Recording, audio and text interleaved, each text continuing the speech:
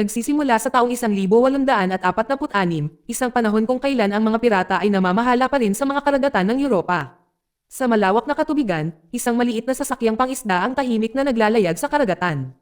Ngunit ang katahimikang iyon ay hindi nagtagal. Isang grupo ng mga pirata ang biglang sumakay sa barko at kinuha ang kontrol. Ang kapitan ng barko, isang lalaking nagngangalang Kapitan Bowden, ay mabilis na kinuha ang ilang mga gintong bar na itinago niya sa barko nang mapagtanto niyang na-hijack ang barko. Gayunpaman, hindi siya sumuko ng walang laban. Sumali si Kapitan Bowden sa kanyang mga tripulante at nakipaglaban sa mga pirata. Sa kasamaang palad, sila ay labis na natalo sa bilang at isa-isa ang kanyang mga tauhan ay natalo. Di nagtagal, dumating ang pinuno ng mga pirata. Ang pangalan niya ay Kapitan Connor. Nang mapansin ni Connor ang mga gintong bar na hawak ni Bowden, agad siyang nagulat. Isiniwalat ni Connor na ang ginto ay talagang pagmamayari niya, na ninakaw mula sa kanya 10 taon na ang nakalilipas. Hiniling niya kung saan ito natagpuan ni Bowden dahil ayon sa kanya, mayroon pa ring nawawalang isa pang kaban ng ginto. Ngunit tumanggi si Kapitan Bowden na ibunyag ang anuman. Sa sandaling iyon, binanggit ng kanang kamay ni Connor na si Kapitan Budton ay may tahanan sa isang isla na tinatawag na Cayman Brac. Kung hindi magsasalita si Bowden, maaari na lamang nilang halugugin ang bahay nito. Marahil ay nakatago roon ang natitirang ginto. Sumang-ayon si Connor sa plano. Dinakip niya si Kapitan Bowden bilang bihag at magkasama silang naglayag patungo sa tahanan ng kapitan. Pagkalipas ng 6 na araw, ang kwento ay lumipat sa Cayman Brac, ang isla kung saan nakatira si Kapitan Budton. Ang isla ay mukhang mapayapa at maganda. Ang mga taong nakatira doon ay pala kaibigan at nagtutulungan. Dito, nakilala natin ang asawa ni Budton, isang babaeng nagngangalang Ursel. Nakatayo siya sa tabi ng baybayin at nakatingin sa dagat gamit ang isang teleskopyo, umaasa na lilito ang barko ng kanyang asawa sa araw na iyon. Ngunit pagkatapos mapanood ang abot tanaw ng matagal, wala siyang nakitang senyales ng isang barkong paparating. Naging malinaw na hindi uuwi si Kapitan Bowden ngayon. Kalaunan ay bumalik sa bahay upang ibahagi ang balita sa kanyang anak na babae, si Elizabeth, at sa kanyang hipag na si Lizzie. Pagdating niya, malumanay niyang sinabi kay Elizabeth na hindi uuwi ang kanyang ama ngayon. Mukhang dismayado si Elizabeth, lalo na't ngayon ang kanyang kaarawan. Sinabihan niya si Lizzie na wala pa ring senyales ng barko ng kanyang kapatid sa dagat. Naiintindihan ni Lizzie na hindi mahuhulaan ang buhay sa karagatan at madaling maantala ng panahon ang isang paglalakbay. Pagkatapos nito, hiniling ni Ursel kay Lizzie na ilabas si Elizabeth para maglaro habang siya ay naghahanda ng tanghalian. Kalaunan ng gabing iyon, bago matulog, tinanong muli ni Elizabeth kung ligtas ang kanyang ama. Tiniyak sa kanya ni Ursel na ligtas siya. Upang pasiglahin siya, binigyan ni Ursel si Elizabeth ng regalo sa kaarawan, isang maliit na punyal na dating pagmamayari ng kanyang ama. Kinabukasan, pagkabukas palad, biglang nagising si Ursel nang makarinig siya ng mga kahina-hinalang yabag sa labas ng bahay.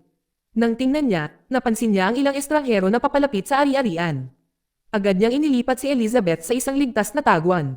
Pagkatapos, kumuha siya ng armas at inihanda ang sarili kung sakaling may mali.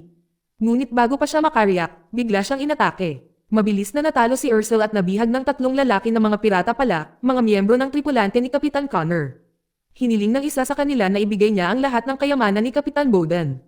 Sinabi sa kanila ni Ursel na ang kanilang ipon ay nakatago sa likod ng isang painting sa loob ng bahay. Nang makuha ito ng mga lalaki, pera lamang ang kanilang nakita at galit na itinapon ito.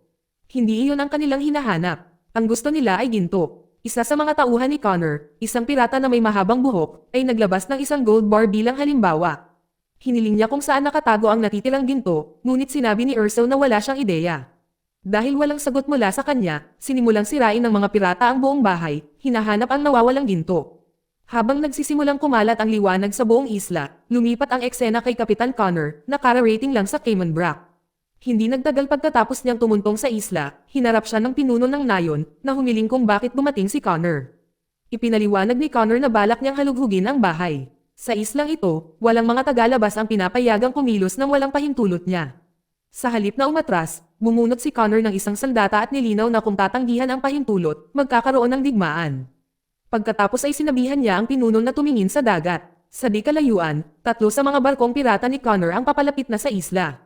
Nang mapagtanto ang banta, mabilis na inutusan ng pinuno ang kanyang mga tauhan na ihanda ang mga kanyan. Samantala, nagmadali ang mga taga-nayon na sumilong sa loob ng simbahan. Kahit na noon, sinubukan ng pinuno sa huling pagkakataon na kumbansihin si Connor na tumigil, ngunit walang balak makinig si Connor. Nagsimula ang pag-atake at mabilis na kumalat ang kaguluhan sa buong isla habang inilulunsad ni Connor at ng kanyang mga tauhan ang kanilang pagsalakay. Kasabay nito, pabalik sa bahay, si Ursel ay pinahihirapan pa rin ng mga tauhan ni Connor. Bigla, gumawa si Elizabeth ng maliit na ingay mula sa kanyang pinagtataguan na nagpapakita na naroon siya. Isa sa mga pirata ang agad na kumilos upang hulihin ang bata, ngunit sa sandaling iyon, gumanti ang mga himpapawid. Umatake siya ng may brutal na puwersa na nagpabago sa sitwasyon sa isang biglaang pagsabog ng karahasan. Samantala, sa labas, ang labanan sa pagitan ni Connor at ng mga tagapagtanggol ng isla ay patuloy na tumindi. Di nagtagal, sa wakas ay dumating ang 3 barkong pirata at sumali sa labanan ang mga karagdagang tauhan ni Connor na nagapi ang puwersa ng pinuno. Sa gitna ng kabuluhan, nakulong si Lizzie sa loob ng isang bahay. Mula roon, nasaksihan niya ang isang nakakakilabot na tanawin habang personal na pinatay ni Kapitan Connor ang pinuno ng nayon. Pagbalik sa loob ng bahay, sa wakas ay inilabas ni Ursel si Elizabeth mula sa kanyang pinagtataguan at sinubukang pakalmayan siya. Nang ligtas na si Elizabeth, tinanong ni Ursel kung nasaan si Lizzie. Ipinaliwanag ni Elizabeth na lumabas si Lizzie kanina para manguha ng pagkain. Noon din, narinig muli ni Ursel ang mga yabag na papalapit at agad na inihanda ang sarili para sa isa pang pag-atake, ngunit sa pagkakataong ito ang taong pumasok ay isang pastor ng simbahan. Binalaan siya ng pastor na nakarating na si Kapitan Connor at ang kanyang mga tauhan sa isla at kailangan niyang makatakas agad. Hindi nagtagal ay naging malinaw na alam na ng pastor kung sino talaga si Ursel. Gayunpaman, hinimok siya ni Ursel na manahimik dahil ayaw niyang malaman ni Elizabeth ang katotohanan tungkol sa kanyang nakaraan. Matapos mabilis na linisin ang sarili at magpalit ng damit, hiniling ni Ursel sa pastor na dalhin si Elizabeth sa kagubatan sa unahan nila. Plano niyang manatili sandali upang hanapin si Lizzie. Hindi nagtagal pagkatapos noon, makikita si Lizzie na tumatakbo sa isang taniman ng mais, desperadong sinusubukang iwasan ang mga tauhan ni Connor. Bigla, may nahumawak sa kanya mula sa likuran. Sandali na natarante si Lizzie hanggang sa mapagtanto niyang si Ursel talaga ito. Mabilis siyang panlianatag ni Ursel at hindi nag-aksaya ng oras. Magkasama silang nagmadali sa kagubatan upang maabutin ang pastor at si Elizabeth. Ang kwento ay bumalik kay Kapitan Connor at sa kanyang mga tauhan nang sa wakas ay makarating sila sa bahay ni Ursel. Agad silang nagulat sa kanilang natagpuan. 2 sa mga tauhan ni Connor ay nakahandusay na patay, pinatay sa isang brutal na paraan. Mabilis na tinanong ng kanang kamay ni Connor ang mahabang buhok na pirata dahil naroon na siya kanina. Humingi ng tawad ang lalaki at iginiit na wala siyang ideya kung ano ang nangyari. Ayon sa kanya, nakipaglaban siya kasama ang iba noong pag-atake sa pinuno ng nayon. Hindi kumbinsido si Connor. Sa halip, sinimulan niyang maghanap ng mga pahiwatig sa bahay, sinusubukang alamin kung sino talaga ang asawa ni Kapitan Bowden. Sa kanyang isipan, walang paraan na mapapatay ng isang ordinaryong babae ang 2 pirata ng ganoon.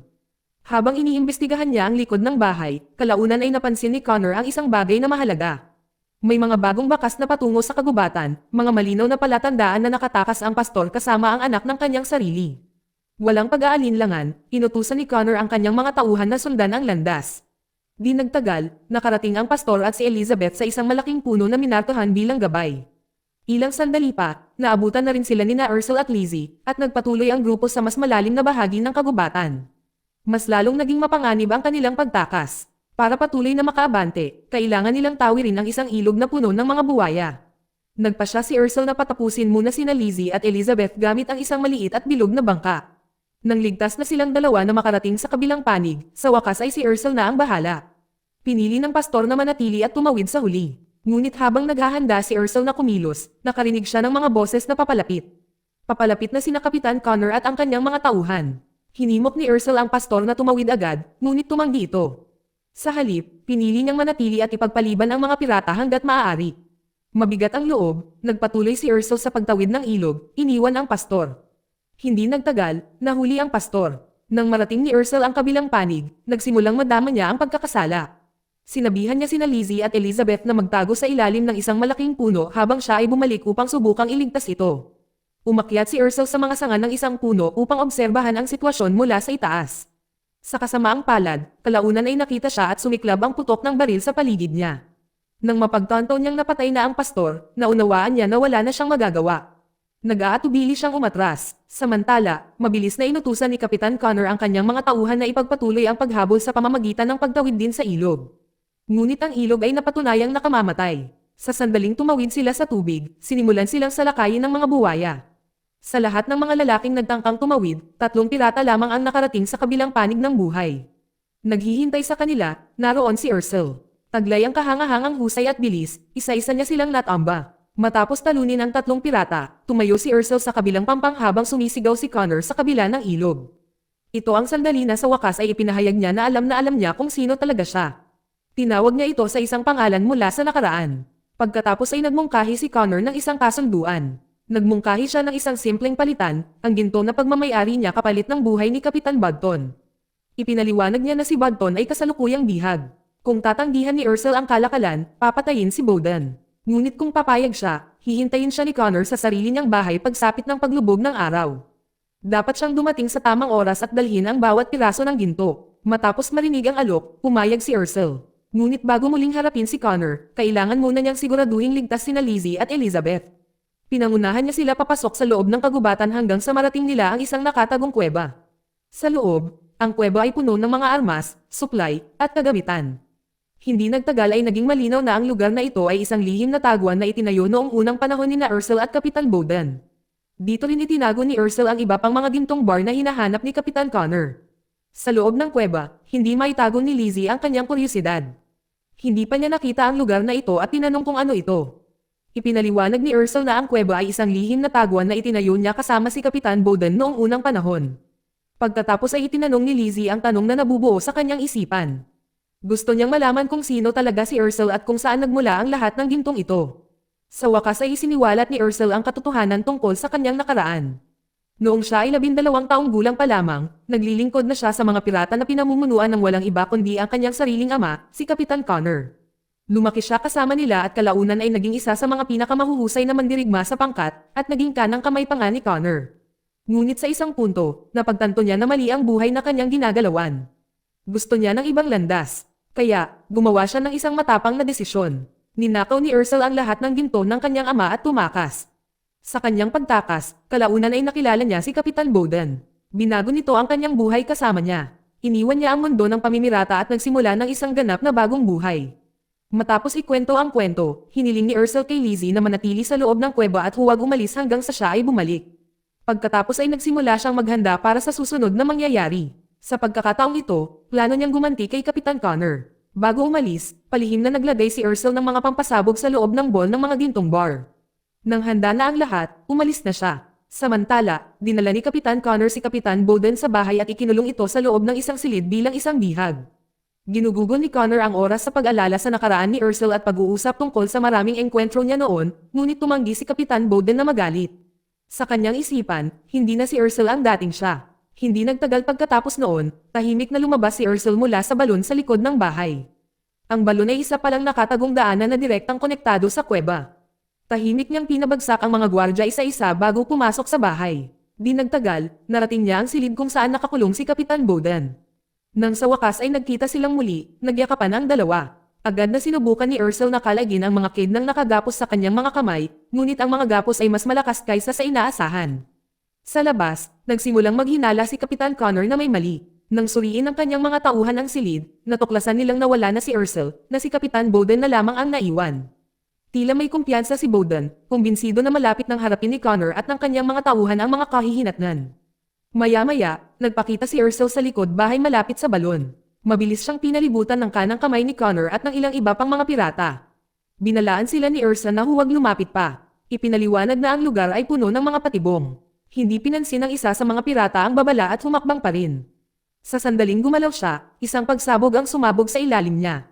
Di nagtagal, dumating mismo si Kapitan Connor. Para sa kanya, ang komprontasyong ito ang eksaktong hinihintay niya. Hiniling niya kay Ursel na ibigay ang lahat ng ginto. Bilang kapalit, nangako siyang palalayain si Kapitan Bowden. Dahan-dahang hinayla ni Ursel ang isang lubod mula sa loob ng balon at isang ball na puno ng mga gintong baras ang lumitaw sa ibabaw. Ngunit bago ito ibigay, iginiit niya na dapat munang palayain si Kapitan Bowden. Pumayag si Connor at sa wakas ay pinalaya si Kapitan Bowden. Nang tuluyang mapalaya si Kapitan Bowden, nagkaroon ng hindi inaasahang pagbabago ang mga bagay-bagay. Sa halip na tumakas, agad niyang inatake ang mga tauhan ni Connor at sumiklab ang isang matinding labanan. Sa isang iglap, tila mababaligtad ni Bowden ang sitwasyon, ngunit kalaunan ay na-corner siya ni Kapitan Connor. Nang makita ito, desperadong sinubukan ni Ursel na pigilan si Connor sa pagpatay sa kanya. Sa kasamaang palad, hindi nagpakita ng awa si Connor at brutal na pinatay si Kapitan Bowden sa harap mismo nito. Pagkatapos noon, nahuli ni Connor si Ursel. Isiniwalat niya na ang ginto ay hindi kailanman ang tunay niyang layunin. Ang totoo ay pumunta siya para hanapin siya. Gustong malaman ni Connor kung bakit siya pinagtaksilan nito, ang mismong lalaking nagpalaki sa kanya. Tumanggi si Ursel na sumagot at kalaunan ay napilitan siyang bumalik sa balon sa bakuran. Ang hindi alam ni Connor at ng kanyang mga tauhan ay ang kaba ng ginto na dala ni Ursel ay may mga pampasabog. Sa loob ng ilang sandali, isang malakas na pagsabog ang sumabog. Ang pagsabog ay pumatay sa 12 ng mga tauhan ni Connor, at sa gitna ng kaguluhan, nagawa ni Ursel na makatakas sa nakatagong daanan ng balon. Pagkatapos ng pagsabog, tumanggi ang kanang kamay ni Connor na ipagpatuloy ang paghabol. Naniniwala siyang walang saysay ang paghabol sa kanyang selda. Itinuring ito ni Connor bilang pagtataksil at pinatay siya agad. Pagkatapos ay inutusan niya ang mga natitirang pirata na bumaba sa balon at ipagpatuloy ang paghabol. Samantala, nakabalik na si Ursel sa kuweba. Mabilis na ginamo ni Lizzie ang kanyang mga sugat. Mabigat ang loob, humingi ng tawad si Ursel dahil hindi niya nailigtas si Kapitan Bowden. Nang makabawi siya ng lakas, nagsimula siyang maghanda para sa huling labanan. Hiniling niya kina Lizzie at Elizabeth na tumulong sa paglalagay ng mga bitag sa paligid ng kuweba. Dahil alam niyang malapit nang dumating si Connor at ang kanyang mga tauhan, itinuro rin ni Ursel ang isang nakatagong ruta ng pagtakas na itinayo noong unang panahon. Nang sa wakas ay marating ng mga pirata ang kuweba, gusto niyang umalis sina Lizzie at Elizabeth sa daanang iyon. Di nagtagal, pumasok sa kuweba sina Kapitan Connor at ang mga nakaligtas na pirata. Nang mapagtanto na dumating na ang oras, sinabihan ni Ursel sina Lizzie at Elizabeth na umalis habang pinapagana ang mga bitag. Di nagtagal, sumiklab ang putok ng baril sa kuweba habang nagsimulang magpaputok ang magkabilang panig. Hindi nagtagal ang labanan. Isa-isa, pinatay ni Ursel ang mga natitirang tauhan ni Connor hanggang sa si Kapitan Connor na lamang ang natira. Hinamon siya ni Connor sa isang huling tunggalian, isang laban upang patunayan kung sino ang tunay na mas malakas. Hinintay niya ito sa itaas ng kuweba. Tinanggap ni Ursel ang hamon ng walang pag-aalinlangan. Samantala, nagawa ni Elizabeth na makatakas sa gilid na daanan at narating ang isang maliit na bangka na naghihintay sa tabi ng tubig. Gayunpaman, pinili ni Lizzie na manatili dahil nag-aalala siya kay Ursel.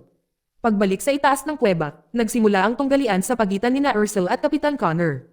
Matindi ang laban kung saan pareho silang walang humpay na umaatake. Kalaunan, nagawa ni Connor na kunutin ang sarili. Nang malapit na niya itong patayin, biglang lumitaw si Lizzie at nagpaputok. Tumama ang bala, ngunit sapat na ang pang-abala. Ang atensyon ni Connor ay nagpalipat-lipat ng sa loob ng isang iglap na nagbigay sa kanyang selda ng puwang na kailangan niya. Sa sandaling iyon, tumama ang kanyang selda at tuluyang napatay si Kapitan Connor. Dahil wala na ang kanyang ama at ang huli nilang mga kaaway, ang nakaraan na dating gumugulo sa kanya ay sa wakas ay tapos na. Hindi nagtagal ay sumama si Lizzie sa kanya, at sa unang pagkakataon, naiisip nila ang isang mapayapang kinabukasan. Sa huling eksena, nag-iisa pa rin si Elizabeth sa maliit na bangka. Habang dinalugad ang sasakyang dagat, aksidente niyang naanggat ang isa sa mga tabla na kahoy. Nakatago sa ilalim nito ang isang tambak ng mga gintong bars. Lumalabas na palihim na itinago ang isang bahagi ng ginto mula pa noon. Dito nagtatapos ang kwento. Salamat sa panonood.